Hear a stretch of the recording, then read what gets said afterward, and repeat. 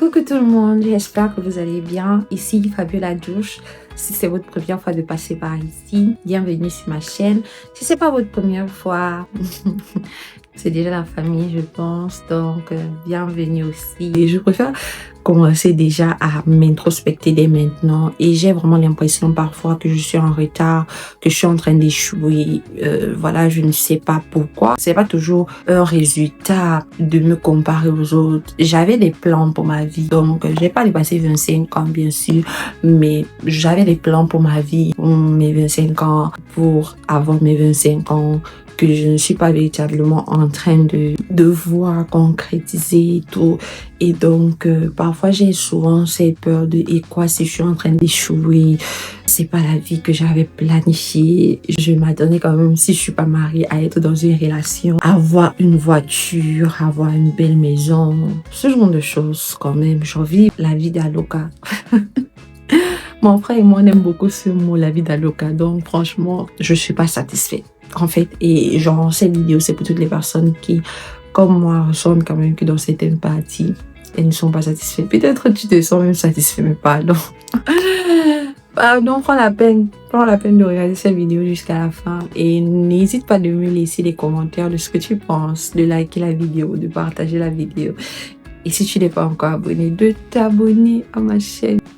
Abonnez-vous. La première erreur que je fais et que je pense que les jeunes de mon âge également font, c'est le fait de ne pas être constant. La consistency. La constance, ce n'est vraiment pas le fort des gens de mon âge et d'une personne comme moi. Ça veut dire qu'on commence les choses et très souvent, on n'est pas persévérant. Je peux commencer à faire cette vidéo YouTube et puis on me cherche, on ne me voit plus. On n'arrive pas à tenir nos engagements. Ça veut dire que je commence le sport et puis on te voit plus 2 semaines après, tu commences à faire des vidéos et puis on te voit plus. Ou bien même quand tu es constant pendant un bon bout de temps, voilà, il y a un petit changement dans ta vie et puis tu as disparu encore. Je pense vraiment que l'une des choses, c'est l'erreur la plus commune qu'on remarque malheureusement. La deuxième erreur que je pense que les jeunes de mon âge font, c'est le fait de ne pas apprendre à se connaître. Et parfois, on pense qu'apprendre à se connaître, c'est un acquis. Ça veut dire, on pense que parce que j'ai appris à me connaître hier, je n'ai pas besoin d'apprendre à me connaître aujourd'hui. Non. Je pense véritablement que comme toute personne, on évolue, on change, on grandit et voilà nos perspectives également. Il est important de toujours apprendre à te connaître, de toujours connaître quel est le genre de personne que tu es, quel est le genre de choses que tu aimes faire, quel est le genre de personne avec qui tu aimes traîner, qu'est-ce que tu recherches comme critère chez une personne et tout ce genre de choses. Ces choses que tu connais sur toi-même vont t'aider à être une meilleure personne, un meilleur partenaire. Parce que le fait de te connaître apprend aussi que je ne suis pas parfaite. Voilà les choses sur lesquelles je pense que je devrais travailler et améliorer. Et lorsque tu améliores et travailles sur ces choses-là, également tu deviens meilleur. Tu peux pas devenir meilleur si tu n'apprends pas déjà à connaître qui tu es actuellement. Ça te permet également de savoir le genre de personne que tu peux épouser, le genre de personne que tu peux avoir comme ami, ce que tu veux faire dans la vie, parce que tu peux peut-être penser que oui, j'aime bien être médecin, j'aime bien être infirmier et tout. Et puis tu fais même tes études parce que généralement à notre âge on termine notre parcours, tu finis tes études et tu te rends compte que j'aime pas faire ce métier. Tout simplement parce que tu n'as pas appris à te connaître, parce que tu pouvais vite remarquer que ce n'est pas un truc fait pour toi et changer de route en fait. Mais malheureusement, tu n'as pas appris à te connaître et donc tu te retrouves en train de devoir vivre une vie qui n'est pas faite pour toi. La troisième erreur que je pense que les jeunes de mon âge font, c'est le fait de se comparer aux autres, de toujours être en train de regarder les autres de mon âge. Ils ont ceci, ils ont cela, de ne pas se sentir à la hauteur. Je ne me sens pas très belle, peut-être parce que j'ai vu une autre personne qui est vraiment très belle. Je me sens pas accomplie dans la vie, peut-être parce que j'ai eu à voir des personnes qui ont fait de plus grandes choses que moi. On dit en anglais, comparison is a thief of joy. Ça veut dire que la comparaison vole ta joie. C'est un voleur de joie. En français, je sais pas trop comment on met ça. Mais quand tu te compares continuellement aux autres, tu perds la joie, tu deviens dépressif, malheureux, triste, tout ce qui va avec. Je bénis Dieu parce que très jeune, j'ai commencé à travailler le fait de ne pas me comparer aux autres, de ne pas envier les autres et de me contenter de ce que j'ai. Mais je ne vais pas vous mentir que parfois, ce n'est pas comme si tu t'envies ou quoi que ce soit. Tu peux venir d'assister au mariage d'une amie et tu as l'impression de, pendant son mariage, être très émotif attentive, être très émotionnelle, vouloir aussi maintenant commencer à penser au mariage aussi, commencer à penser à ton mariage. Tu n'es pas envieuse,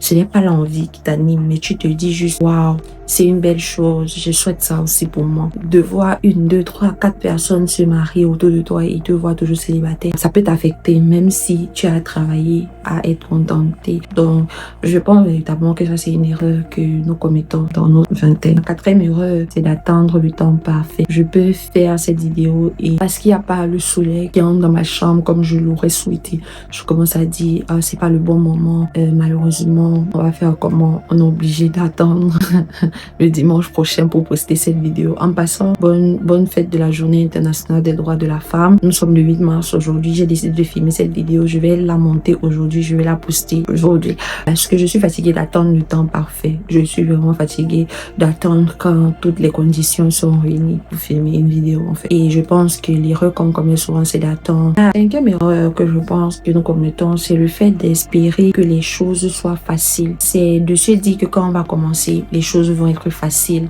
de penser que les choses vont directement s'aligner. Je peux faire cette vidéo et malheureusement, elle ne dépasse même pas 100 vues. Peut-être parce que les gens ne raisonnent pas avec cette vidéo, l'algorithme ne pousse pas cette vidéo, plein de choses en fait. Et donc, malheureusement, je me retrouve avec un échec. Est-ce que je dois arrêter après avoir remarqué que la vidéo ne fait pas 100 vues? Non, je ne dois pas arrêter. Et je me reconnais coupable de tout le temps m'arrêter lorsque les choses ne vont pas comme je veux. Après avoir repris ou bien après avoir commencé, il faut s'attendre à quand même persévérer pour un long moment. La patience d'attendre que ce qu'on est en train de faire produise du fruit, c'est l'un des secrets de la vie. Prochaine erreur que je vais parler ici, c'est le fait de se sentir facilement submergé, de se sentir très vite dépassé par les choses. Généralement dans notre vingtaine, surtout les gens de ma tranche d'âge, on est en quête d'indépendance financière. Et même quand on a gagné cette indépendance financière, ce n'est pas toujours la fiesta. Il y a des moments où on réfléchit, on se demande, oh oui, comment je vais me gérer, comment je vais faire ceci, comment je vais faire cela. Et dans ces choses-là, on n'a pas seulement le fait d'être indépendant financièrement, on a également le fait de gérer ses études, on a également le fait d'être, ça peut être étudiant, travailleur, ça peut être sur les réseaux sociaux si on essaie de se construire. En fait, on a beaucoup d'autres choses qu'on est en train de travailler à acquérir, ce qui nous donne souvent d'être dispersés, d'être dépassés, d'avoir l'impression d'échouer quand quelque chose ne va pas bien. Il m'amène au prochain point, c'est le fait de manquer d'organisation. Le manque d'organisation, c'est quelque chose qu'on retrouve énormément chez les gens de notre âge. On manque de structure, on manque d'organisation, de planning et tout ce qui va. Mais une chose que je vais dire, comme par exemple le fait de se connaître, quelqu'un comme moi, je ne fonctionne pas bien avec les plannings, je ne fonctionne pas très bien avec les routines. Je m'ennuie des routines et des plannings, je m'ennuie, legitly, véritablement, je m'ennuie. Je peux mettre 2 heures pour faire un planning, de passer à l'action. Je peux peut-être essayer 1 jour, 2 jours. Après, je m'ennuie, je trouve ça gênant. J'aime innover, j'aime la nouveauté. Est-ce qu'à mon regard, ça se voit que je suis têtue? J'ai du mal à suivre les structures, pas juste imposer des autres propres structures que je mets en place. J'ai du mal à les suivre. Si je me dis par exemple que chaque fois que je vais faire une vidéo, je vais d'abord commencer par essuyer la caméra et puis je vais mettre le téléphone et tout et tout. Je peux commencer la prochaine fois en mettant le téléphone et après essuyer la caméra. J'aime quand même la flexibilité, la liberté de faire comme je sens à l'instant là et juste me rassurer que le résultat à la fin soit plus ou moins. Est-ce un problème? Oui, c'est un problème. Mais parce que je me connais et me forcer à suivre le programme, le planning ne va pas m'aider.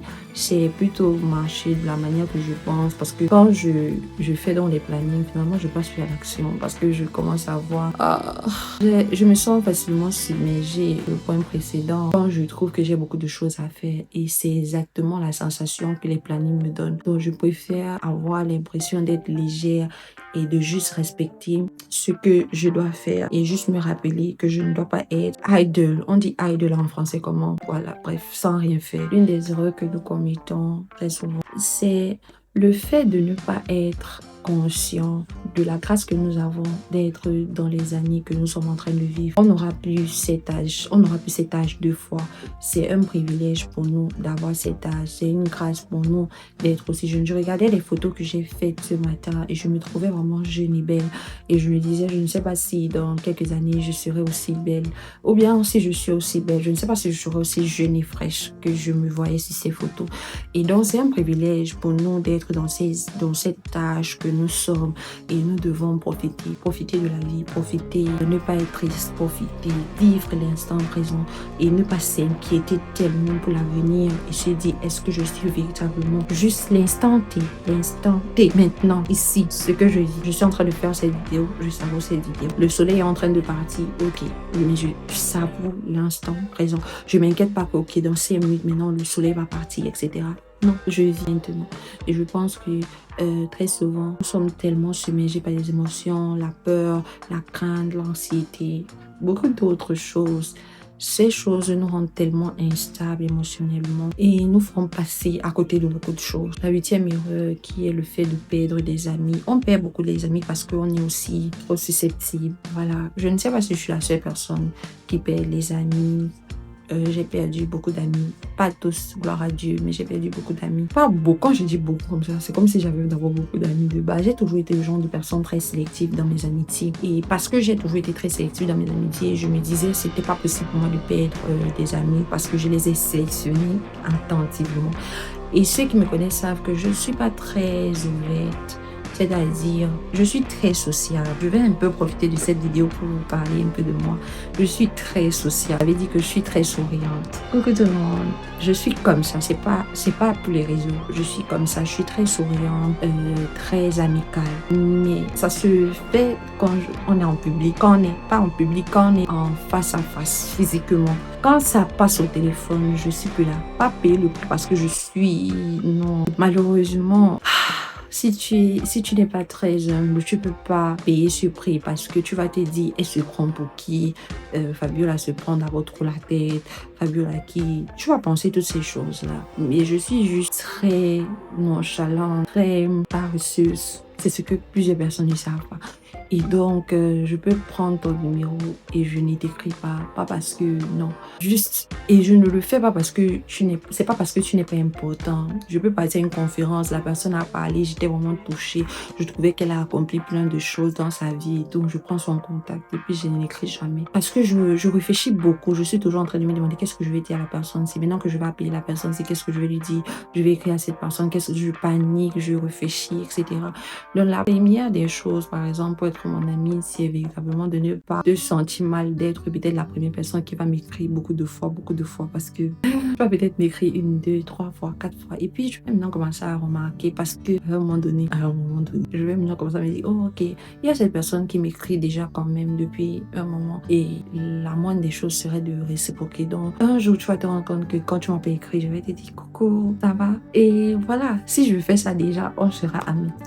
Donc, je me dis donc que parce que je suis déjà difficile d'accès et en plus sélective, j'avais déjà peu d'amis, j'avais pas beaucoup d'amis, mais dans ce peu-là, j'ai perdu encore quelques-uns et c'était vraiment des coups difficiles pour moi. Je pense que je suis donc pas la seule. C'est l'une des choses qui me console chaque fois que je me rends compte que, oh, j'ai perdu une personne, parce que ça fait mal, bien sûr. Je pense que je n'ai pas encore vécu de gourmand amoureux, mais j'ai vécu de gourmand amical. Mais je ne sais pas, je ne pense pas être la seule. C'est la chose qui me console en me disant, je ne suis pas la seule. Si tu es ici et que tu tentes de dire que moi, je n'ai pas perdu d'amis, je vais rien te faire.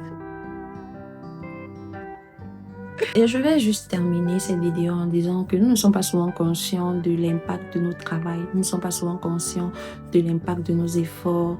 Aujourd'hui, tu peux penser que ce n'est pas à la hauteur, que tu n'es pas véritablement en train de faire grand-chose de ta vie. Mais je veux t'encourager et te faire comprendre en tant que jeune que c'est normal que tu ressentes ce que tu ressens. C'est une question de remise en question. Mais le fait de ne pas baisser les bras c'est ce qui compte. Demain, tu seras étonné de voir que quand tu vas abandonner, il y aura plein de personnes qui te diront des choses comme waouh, ce que tu faisais me touchait, ça me bénissait, c'était édifiant pour moi, mais malheureusement, tu auras arrêté. Et je ne sais pas pourquoi vous faites ça. Si une personne te bénit, dites à la personne là que waouh, ce que tu fais me bénit, ce que tu as fait, ça m'a béni, etc.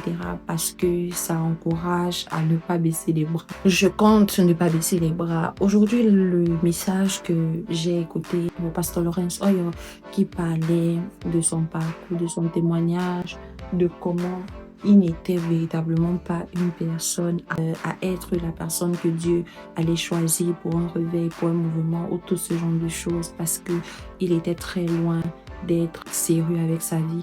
Il parle souvent de comment il était très paresseux, de comment il allait passer des semaines sans se laver. Bon, il est un homme parce que, oh my God. Il parle de plein de choses, de comment il n'était pas du tout sérieux, mais que Dieu l'a choisi, les miséricordes de Dieu l'ont trouvé. Et je pense en fait que pour toutes les personnes que nous allons voir, admirer et voilà, être reconnaissant du parcours, elles ont des périodes où elles ont aussi eu ces moments où elles sont tombées, des moments de chute, de rechute, de reprise et tout ce qui va avec. Mais elles n'ont pas abandonné, elles ont décidé de tenir bon. Et de cette même manière, je veux que nous tenions bon. Oh my God, j'ai compris, on va te charger. Là étant dit, n'hésitez pas de liker cette vidéo, de partager cette vidéo, de la commenter, de vous abonner si ce n'est pas encore le cas. Et je vous souhaite bon courage. Je vous souhaite de réussir. Je vous souhaite de ne pas baisser les bras. Et si vous êtes abonné, on va se voir à la prochaine vidéo. Bye bye.